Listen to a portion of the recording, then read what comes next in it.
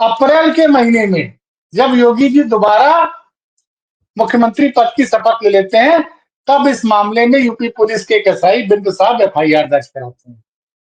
तो आप ये नहीं मानते कि ये राजनीति से प्रेरित मुकदमा है? तरह के तमाम मामले राजनीति से प्रेरित रहते हैं। अगर आप निष्पक्ष ढंग से टीकाकारी करेंगे इस पर, तो आप ये मानेंगे कि कई मामलों में सत्ता का प्रिविलेज तो मिलता ही मिलता है।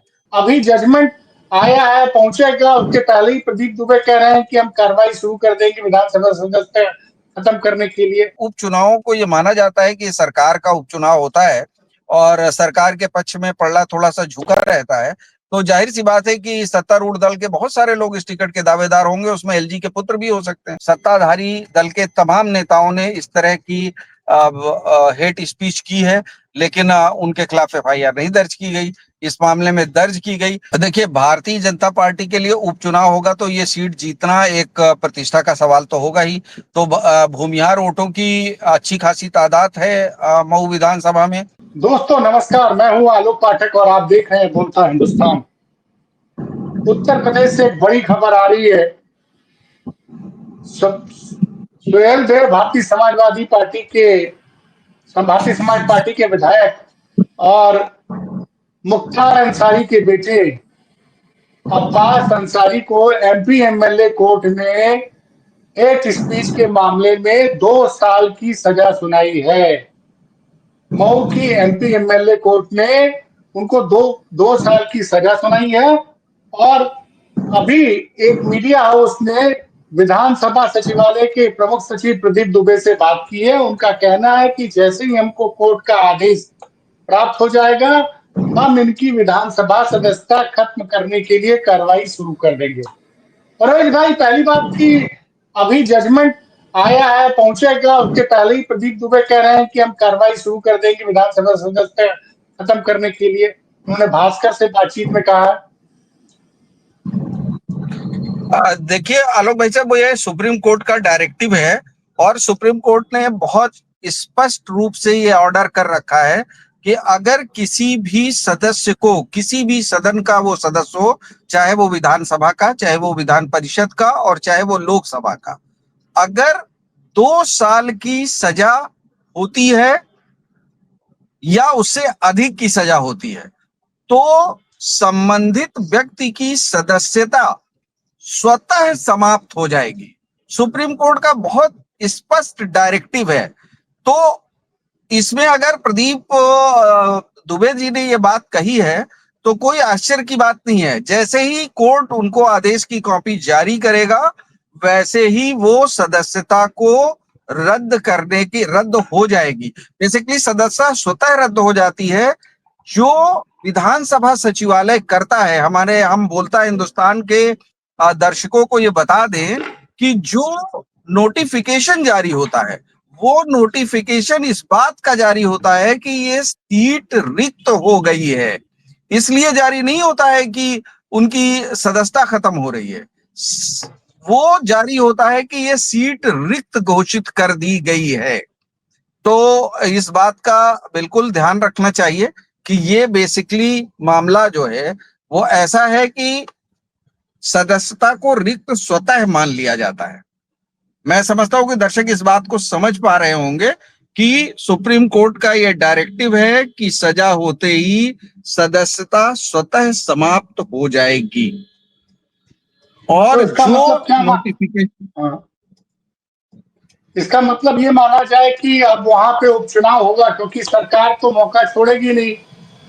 सरकार उपचुनाव जो होना है, तय है।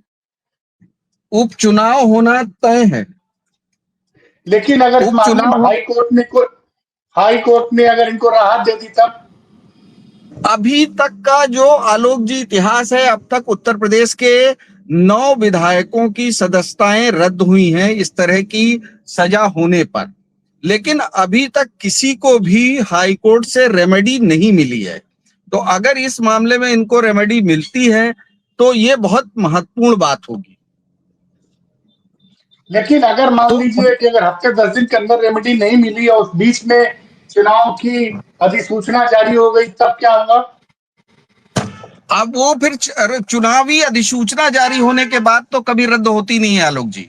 और अगर एक बार सीट रिक्त हो गई और इलेक्शन कमीशन ने नोटिफिकेशन जारी कर दिया तो फिर वो कभी अधिसूचना रद्द नहीं होती है। लेकिन इसका एक विस्तार से देखना होगा कि क्या मामला है, इसको थोड़ा और समझना पड़ेगा। अगर हम लोग इस पर दोबारा डिबेट करेंगे तो मैं इलेक्शन कमीशन का और सुप्रीम कोर्ट का वो डायरेक्टिव पढ़कर आपको बेहतर तरीके से बता दूंगा कि क्या इस पे होता है कि नोटिफिकेशन जारी होने के बाद। लेकिन अभी तक ऐसा कभी हुआ नहीं है कि कोई नोटिफिकेशन जारी हो और उस के बाद क्या कहते हैं किसी की सदस्यता रद्द हुई हो। ऐसा अभी तक कभी हुआ नहीं है। लेकिन तो देखिए इस अब ये मामले में सीट जो है 1996 से ये सीट जो मुख्तार अंसारी के पास थी, इसके बाद उनके बेटे विधायक चुने गए थे।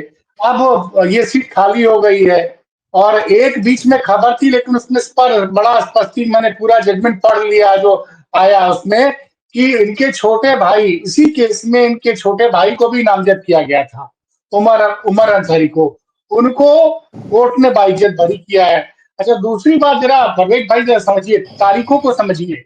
ये जो हेट स्पीच का मामला था, ये 2 मार्च को मऊ की विधानसभा में खुद प्रत्याशी थे और वहां पे इन्होंने बोला था कि हमने यहाँ जो लोग डंडा लेके खड़े हैं और हम अखिलेश भैया से बात करके आए हैं कि सरकार बनेगी तो जो यहाँ पे पोस्टेड वो यही रहेगा और जिसने जिसने जो जो गलत किया है उस सबका हिसाब किताब पहले होगा, तब यहाँ से ट्रांसफर होगा। ये उन्होंने बोला 2 मार्च 2022 को।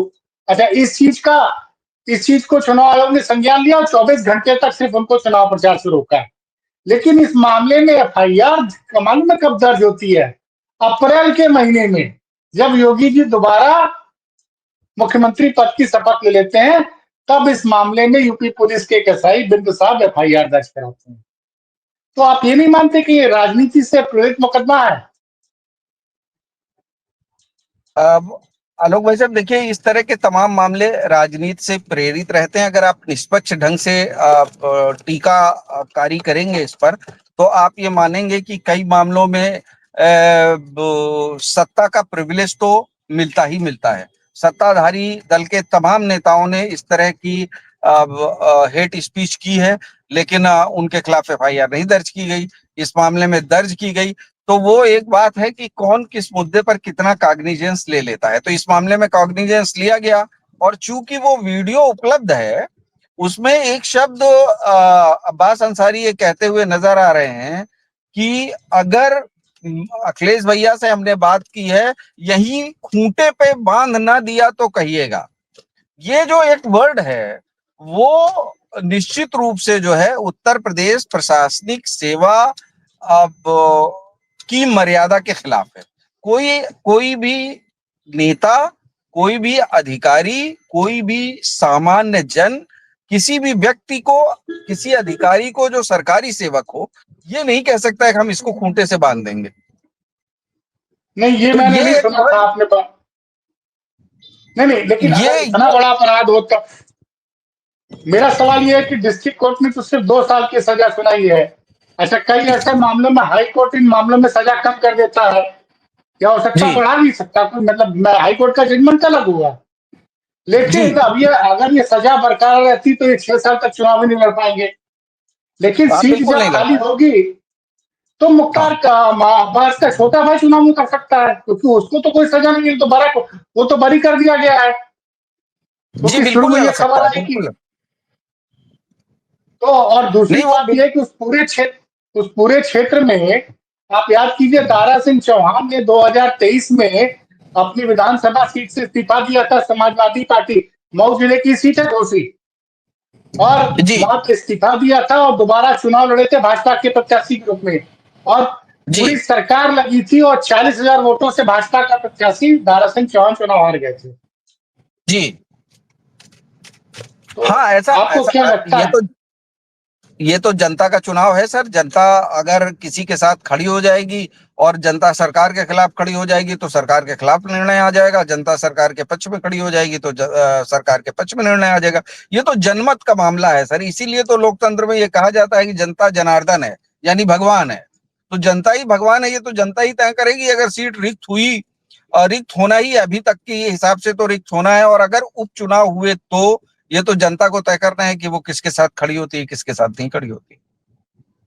लेकिन कुछ चर्चा यह है कि भारतीय जनता पार्टी के एक पुराने सांसद रहे हैं गाजीपुर से और वर्तमान में राज्यपाल है, कि भाजपा वहां से उनके बेटे को चुनाव में प्रत्याशी उतार सकती है, क्योंकि वो चाहते हैं कि उनका बेटा भी राजनीतिक रूप से एमपी एमएलए बने। इस तरह की भी अंदर खाने चर्चा है। तो क्या ये मतलब पहले से वो भाजपा वहां मजबूत प्रत्याशी उतार सकती है क्या? देखिए, भारतीय जनता पार्टी के लिए उपचुनाव होगा तो ये सीट जीतना एक प्रतिष्ठा का सवाल तो होगा ही। तो भूमिहार वोटों की अच्छी खासी तादाद है मऊ विधानसभा में। तो भारतीय जनता पार्टी ये तो चाहेगी कि अगर सुहेल देव समाजवादी पार्टी, हालांकि सुहेल देव समाजवादी पार्टी भारतीय जनता पार्टी का इस समय अंग है, और उसकी उसकी उसके अलायंस में वो सरकार में भी हैं, मंत्री भी हैं उनके। तो ये कोई बहुत किसी विपक्ष की पार्टी का विधायक तो है नहीं, लेकिन चूंकि मुख्तार अंसारी का नाम जुड़ा हुआ है, इसलिए ये माना जाएगा कि भारतीय जनता पार्टी इसको रिटेन करने की कोशिश करेगी। और मुझे ऐसा लगता है कि ये सीट फिर से सुहेल देव ही मांगेगी, क्योंकि सुहेल देव पार्टी का कैंडिडेट जीता है। तो ये सब अभी राजनीतिक गुणागणित होंगे। और जाहिर सी बात है कि उपचुनावों को ये माना जाता है कि सरकार का उपचुनाव होता है और सरकार के पक्ष में पलड़ा थोड़ा सा झुका रहता है। तो जाहिर सी बात है कि सत्तारूढ़ दल के बहुत सारे लोग इस टिकट के दावेदार होंगे, उसमें एलजी के पुत्र भी हो सकते हैं। तो मनोज सिन्हा के पुत्र को भी भाजपा मौका दे सकती है? अब बिल्कुल दे सकती है, क्यों नहीं दे सकती है। तो भाजपा और भाजपा के रणनीतिकारों का विवेक है। लेकिन ये देखा गया है, आप बिल्कुल सही कह रहे हो, उपचुनाव में देखा, क्योंकि अयोध्या में लोकसभा ये लोग हारे थे और वहां पे विधानसभा चुनाव हुआ, उपचुनाव हुआ, तो भारतीय जनता पार्टी ने बड़ी ताकत लगा दी और वहां पे बड़ी जीत हासिल हुई थी भाजपा को। और जाहिर ये सी बात है, आपकी देखिए आलोक भाई साहब, ये बहुत स्वाभाविक बात है कि, और ये किसी एक राजनीतिक दल की बात नहीं है। विधानसभाओं के चुनाव में जो भी दल सत्ता में रहता है उसको हमेशा एज हासिल होती है, ये कोई स्वीकारे ना स्वीकारे।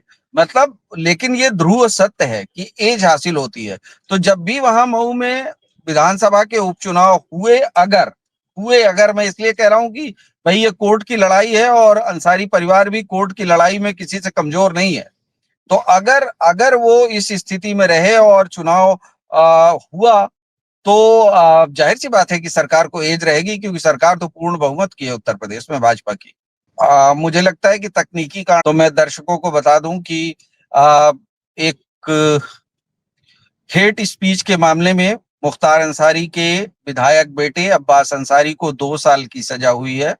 उनके दूसरे भाई जो इस मामले में नामजद थे, उमर अंसारी, उन्हें कोर्ट ने बरी कर दिया है।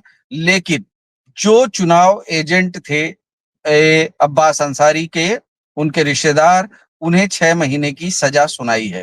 तो इस तरह सजा के चलते ये तय है कि उनकी सदस्यता, विधानसभा की सदस्यता जाएगी।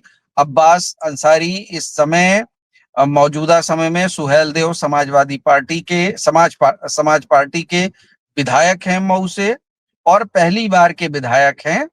तो उनकी सदस्यता जाना तकरीबन तय है, क्योंकि अभी तक का जो इतिहास रहा है उसमें कोर्ट से, खासकर हाई कोर्ट से, कभी भी किसी भी विधायक को, इस तरह सदस्यता जाने वाले विधायक को कोई रेमेडी नहीं मिली है। विधानसभा के जो प्रमुख सचिव हैं दुबे जी, वो भी ये बात कह रहे हैं सुप्रीम कोर्ट के निर्देशों के अनुरूप कि सदस्यता की घोषणा होते ही स्वतः सदस्यता समाप्त हो जाती है और इसमें किसी को संशय नहीं होना चाहिए। तो आज के लिए बस इतना ही, फिर मुलाकात होगी। नमस्कार।